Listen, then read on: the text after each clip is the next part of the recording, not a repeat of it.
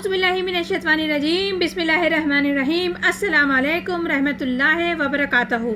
جیسے کہ کل بھی ہم نے سورہ آل عمران کی 2 آیتوں کو ترجمہ تفسیر اور تبصرہ بیان کیا تھا، جس میں ارشاد ربانی ہو رہا تھا اور مت ہو ان کی طرح جو متفرق ہو گئے، یعنی کہ بڑھ گئے، اختلاف رائے کرنے لگے بعد اس کے کہ پہنچ چکے ان کو واضح احکام اور ان کے لیے بڑا عذاب ہے۔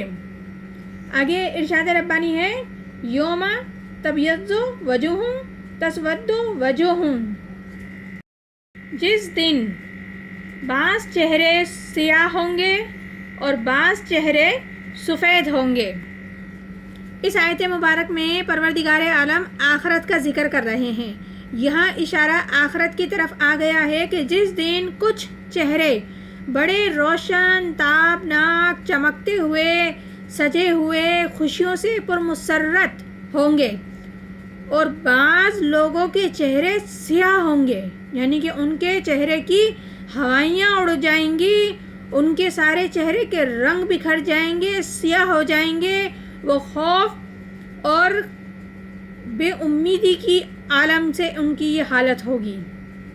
فَأَمَّا الَّذِينَ اسْوَدَّتْ وَجُوهُمْ، اور بعض وہ چہرے، وہ لوگ جن کے چہرے سیاہ ہوئے۔ اس آیت مبارک میں بتایا جا رہا ہے کہ جن لوگوں کے چہرے اس دن، یعنی کہ کس دن؟ قیامت والے دن، روز محشر کے دن سیاہ ہوں گے، وہ کون لوگ ہوں گے؟ اَکَفَرْتُمْ بَعْدَ ایمانکم فَذُوقُوا الْعَذَابَ بِمَا کُنتُمْ تَکْفُرُونَ۔ ان سے کہا جائے گا کہ تم کافر ہو گئے اپنے ایمان لانے کے بعد، تو اب مزہ چکھو سبب اس کفر کے جو تم نے کیا۔ اور وہ لوگ، یعنی کہ یہ وہی لوگ ہوں گے جو ایمان لانے کے بعد کفر میں لوٹ گئے، ہدایت آنے کے بعد تفرقہ میں پڑ گئے، فرقوں میں پڑ گئے، ہدایت کو چھوڑ دی اور گمراہی کو جنہوں نے اختیار کر لیا، یہ وہی لوگ ہوں گے جن کے چہرے سیاہ ہو رہے ہوں گے۔ اب ذرا مزہ چکھو اس عذاب کا، اس کفر کے سبب جو تم کیا کرتے تھے، کہ جو جتنی بے دھڑلہ طریقے سے تم کفر کر رہے تھے، اپنی منمانیاں کر رہے تھے، ہٹ دھرمیاں کر رہے تھے، آج اسی کے سبب تم کو دردناک عذاب دیا جائے گا۔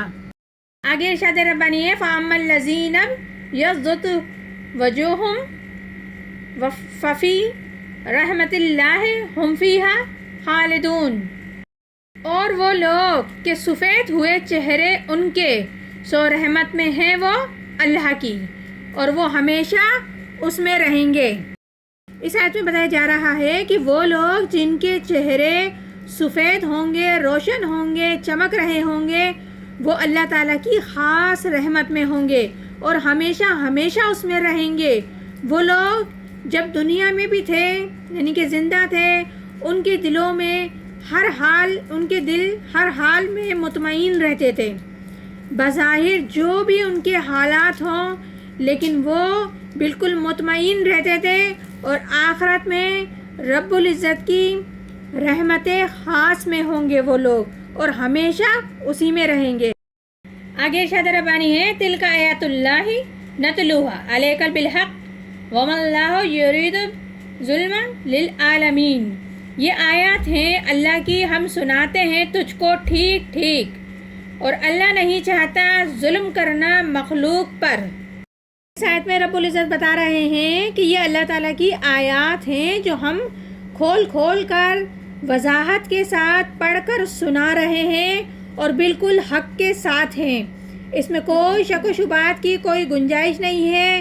یہ رب العزت کا کلام ہے جو بالکل حق ہے، اور اللہ تعالیٰ تمام جہان والوں پر، یعنی کہ دنیا کے جتنے بھی لوگ ہیں، اس کی مخلوق ہے، اس کے بندے ہیں، ان پہ ظلم کا کوئی ارادہ نہیں رکھتا۔ وہ تو لوگ ہی خود اپنے آپ پر ظلم کرتے ہیں، خود غلط راستے پر اختیار کرتے ہیں، اس پہ چلتے ہیں، اور اس کی سزا پھر انہیں دنیا میں بھی بھگتنا پڑتی ہے اور آخرت میں بھی اٹھانا پڑتی ہے۔ وَلِلَّهِ مَا فِي السَّمَاوَاتِ مَا فِي الْأَرْضِ وَإِلَى اللَّهِ تَرْجِعُ الْأُمُورُ، اور اللہ ہی کا ہے جو کچھ آسمانوں میں ہے، جو کچھ زمین میں ہے، اور اللہ ہی کی طرف سب کو لوٹ کر جانا ہے۔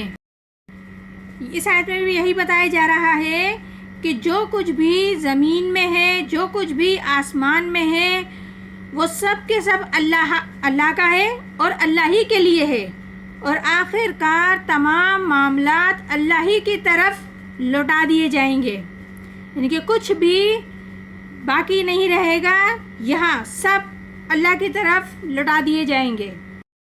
آگے ارشاد ربانی ہے کنتم خیر امت اخرجت للناس تأمرون بالمعروف وتنہون عن المنکر وتؤمنون باللہ، تم ہو بہترین امت جو نکالی گئی ہے لوگوں کے لیے، حکم کرتے ہو اچھے کاموں کا اور منع کرتے ہو برے کاموں سے، اور ایمان لاتے ہو اللہ پر۔